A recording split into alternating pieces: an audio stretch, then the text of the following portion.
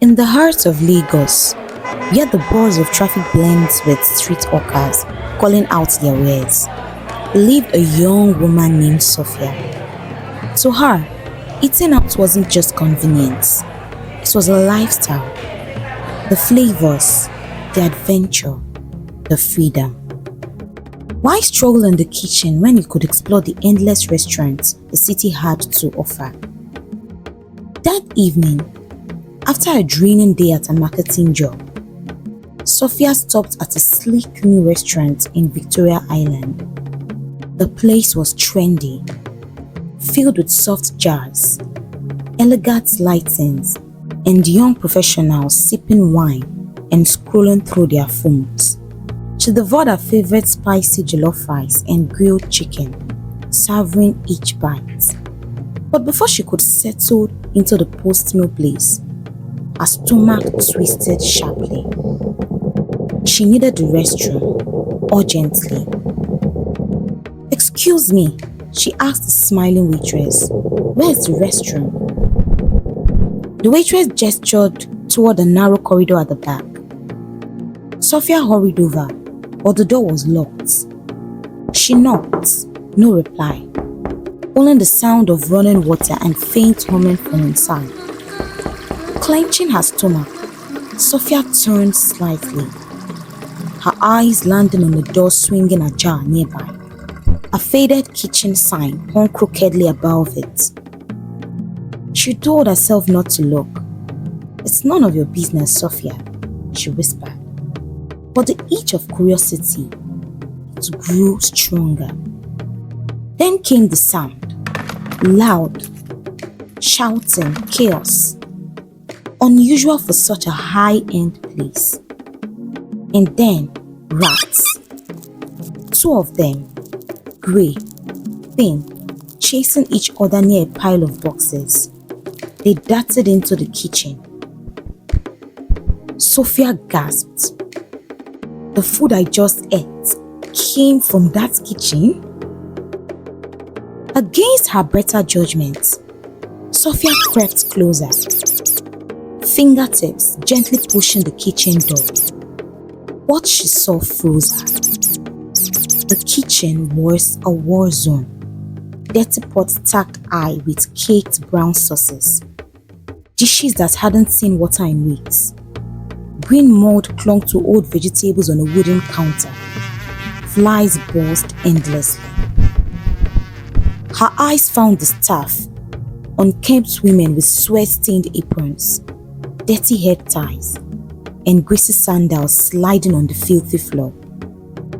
Then she saw her, the head cook. A heavy-set woman in a sleeveless gown, stirring soup. She paused and scratched her armpit with a very spoon in her hand, then dipped it back into the soup. Sophia's hand flew to her mouth as bile surged. Her head spun. She stumbled backward and stepped on something soft, lettuce, floating in a puddle of grey dishwater. Heart pounding, she ran out of the kitchen, past the unsuspecting diners and cheerful waiters, grabbed her bag and bolted. Outside, the city air hit her face. Cool, real. She bent over the nearest gutter and vomited violently. Tears streamed down her cheeks as the memory of that sweaty armpit and filthy kitchen replayed like a horror movie. She had trusted the place, trusted the shine of the decor, the Instagrammable dishes, the good reviews. She had been wrong. As she walked home, arms wrapped tightly around herself, Sophia began to reflect. Her reliance on eating out wasn't new. Growing up in the hustle of Aba, she was the eldest of three. Her father, a truck driver, was rarely home. Her mother, a trader, ran a massive shop in the market. Home-cooked meals were rare. Most mornings, Sophia and her siblings crouched for leftover bread or biscuits. It was survival. She remembered the first time she tried cooking rice as a child. Burnt beyond recognition. Her siblings, Naomi and Kelly, never let her forget the smell. Soon, they stopped trying. Their mother gave them money for food daily.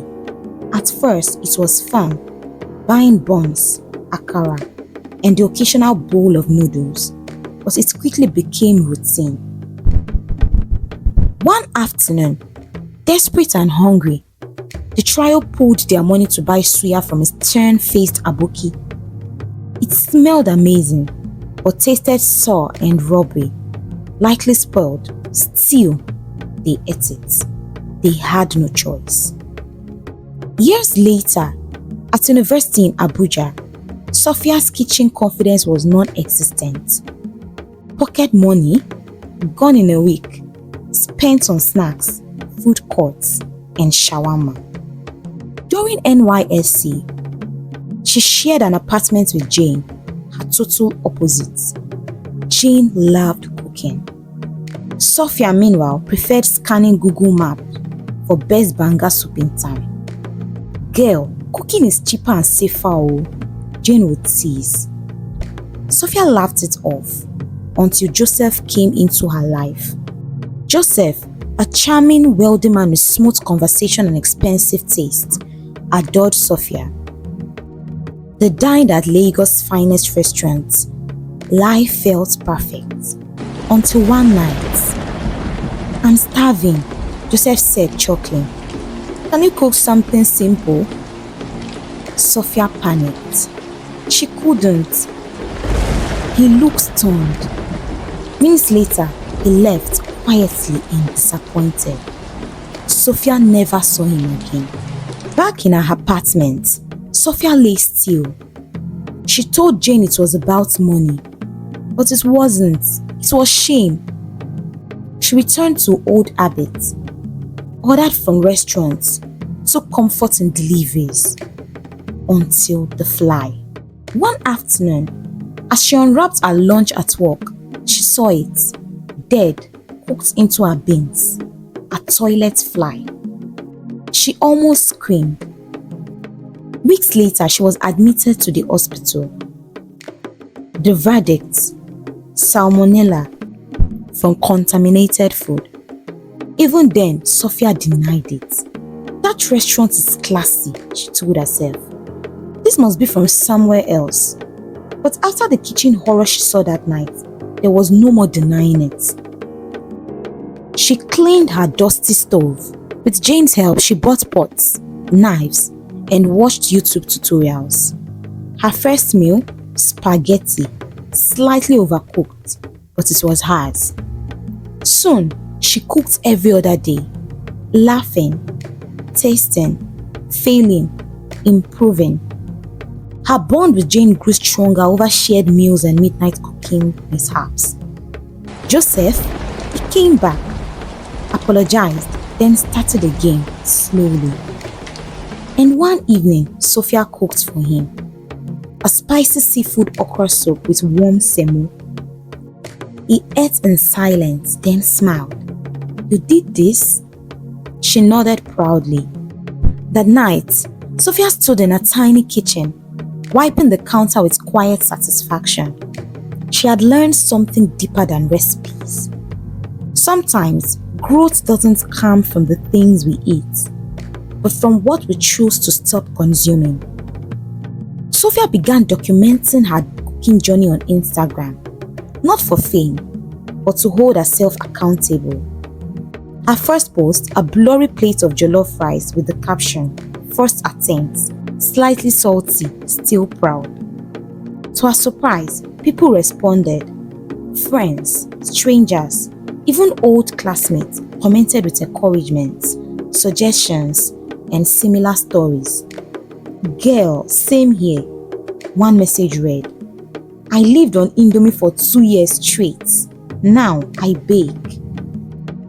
Her journey became more than self-care. It was self-discovery. Each recipe reminded her of what she could do with patience, guidance, and the right ingredients in life and in the kitchen. Months later, Sophia visited home. Her siblings, now in secondary school, were taller, louder, and still used to eating out. "Wow, is this real soup?" Kelly asked, wide-eyed, as she served them egusi and pounded yam. Naomi took one bite and froze. "You cooked this?" Sophia nodded, pretending to be casual. The siblings devoured the food in silence. Then Kelly muttered, "I don't miss takeout." Their mother, who had just returned from a market stall, walked in and sniffed the air. "You cooked?" Sophia turned. "Yes, Mama. Sit, let me serve you." For the first time in years, they all sat at the same table, eating, laughing, talking. It wasn't perfect, but it was real. Back in the city, Joseph invited Sophia to a fancy restaurant for his birthday. But as the waiter placed her meal down, a wave of anxiety rushed over her. She stared at the food. It smelled great. But suddenly, all she could think about was that sweating cook, the rats, the spoon. Joseph noticed. "You okay?" She forced a smile. "Yeah, just maybe next time I will cook for you at home." He grinned. Best gift ever. Months later, Sophia stood behind a simple stall at a weekend food fair in Lekki. A handwritten banner read, "Homemade by Sophia. Real food, real story." She served hot portions of her signature yam porridge and spicy chicken, smiling as customers lined up. Jane waved from behind the next table. "Look at you, chef." Sophia smiled. The same girl who once couldn't boil rice, now feeding people with love. She didn't hate restaurants. She still went out sometimes, but now she knew the truth. The kitchen wasn't her enemy. It was her mirror. And every dish she made was a reminder. She wasn't just healing her body, she was feeding her soul. A week after the Lekki food fair, Sophia sat at a small kitchen table, stirring a pot of egusi while reviewing her DM notification. One stood out. "Hi, Sophia. I tried your food at the fair last week. It was the best meal I've ever had in a long time. I run a small co-working space in Ikeja. Would you consider doing lunch deliveries on Fridays?" Tenny, founder, Hive Labs. Sophia blinked. Was this real? That evening, she called Jane. "Do you think I can pull this off?" Jane didn't hesitate. "You already have." They drew up a simple plan. 1 dish per week, 10 pre-orders minimum. Jane helped with the logistics, and by the next Friday, Sophia delivered her first set of packed meals to Hive Labs. The feedback, overwhelming. Jeff stopped by our apartment one Sunday afternoon. He'd been supportive since their rekindling, bringing groceries, helping with photos, and testing new recipes. This time, though, he came with a proposal. "You ever thought of turning this into a proper business? Branding, websites, catering orders?" Sophia hesitated. "I'm not sure I'm ready for all that." Joseph leaned back. "You are more than ready, Sophia. You just don't know it yet."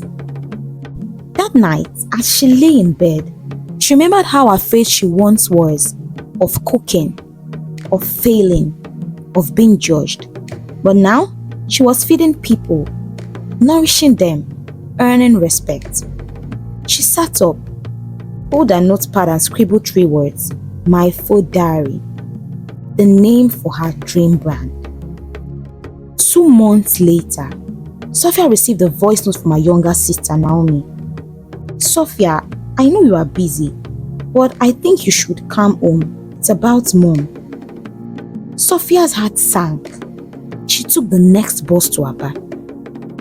Her mother was fine, just exhausted, overworked, and fighting a cough that wouldn't go away. "I'm tired, so, her mother admitted, laying on the sofa. "Sometimes I wonder if all this was worth it." Sophia helped clean the house, cook real meals, and sit with her mother every evening. One night, Over a bowl of our new fish pepper soup recipe, her mother smiled. "You are really good at this. You know, I was always afraid I didn't teach you enough." Sophia gently placed her hand over her mother's. "You taught me what hard work looks like. The rest, I'm figuring it out now." Back in Lagos, my food diary was gaining traction. Instagram orders, small catering gigs, even a feature in a local blog. But growth came with challenges. One morning, an order was delivered late. Another day, a customer complained the jollof wasn't spicy enough. Sophia panicked. She called Jane nearly in tears. "I can't do this. I'm not a professional." Jane calmly replied, "Professionals just feel forward. You are not trying to be perfect. You are growing." That night, Sophia posted on her page, "This journey started in fear. Now it's growing in love. Thank you for your support. Even through my kitchen mistakes, we are cooking, learning, and healing, one spoon at a time." Joseph gifted her a surprise one morning. Not jewelry or perfume, but something that brought her to tears. A 6-month lease on a tiny commercial kitchen space in Surulere. "For my food diary," he said, smiling. "No pressure, just space to dream." Sophia stepped into the space that afternoon. The smell of fresh paint still in the air. It was small, humble, but it was hers. As she sat down a cooking spoon on the countertop, she smiled. The same woman who once feared kitchens now owned one.